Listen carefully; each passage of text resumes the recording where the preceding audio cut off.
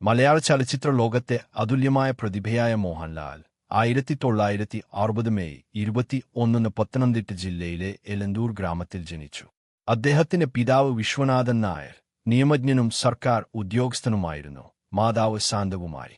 തുടക്കത്തിൽ തിരുവിതാംകൂർ ജില്ലയിലെ മടവൻമുക്കൽ എന്ന സ്ഥലത്ത് കുടുംബം താമസിച്ചിരുന്നു. മഹാത്മാഗാന്ധി കോളേജിൽ ബിരുദം പൂർത്തിയാക്കിയ മോഹൻലാൽ സ്കൂൾ കാലത്ത് തന്നെ നാടകപ്രതിഭ കാണിച്ചിരുന്നു. 1972 6ാം ക്ലാസ്സിൽ പഠിക്കുമ്പോൾ തന്നെ മികച്ച നടനായി തിരഞ്ഞെടുത്തതും അദ്ദേഹത്തിന്റെ കലാപ്രതിഭയുടെ ആദ്യ സൂചനയായിരുന്നു. സിനിമയിലെ തുടക്കം. മോഹൻലാലിയുടെ സിനിമ ജീവിതം 1978 തിരണോത്തം എന്ന ചിത്രത്തിലൂടെ ആരംഭിച്ചു. പക്ഷേ ഈ ചിത്രം 25 വർഷം വൈകി റിലീസ് ചെയ്യപ്പെട്ടു. 1980 മഞ്ചിൽ വിരിഞ്ഞ പൂക്കൾ എന്ന ചിത്രത്തിലൂടെ അദ്ദേഹം നായകനായി എത്തി. ഇത് വലിയ ഹിറ്റായി.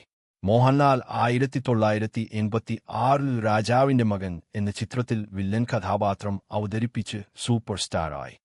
പുരസ്കാരങ്ങൾ. മോഹൻലാൽ 5 ദേശീയ ചലച്ചിത്ര പുരസ്കാരങ്ങൾ നേടിയിട്ടുണ്ട്. അതിൽ 2 മികച്ച നടനുള്ള പുരസ്കാരങ്ങൾ ഉൾപ്പെടുന്നു. കേരള സംസ്ഥാന ചലച്ചിത്ര പുരസ്കാരങ്ങളിൽ 9 തവണ മികച്ച നടനായി തിരഞ്ഞെടുക്കപ്പെട്ടു.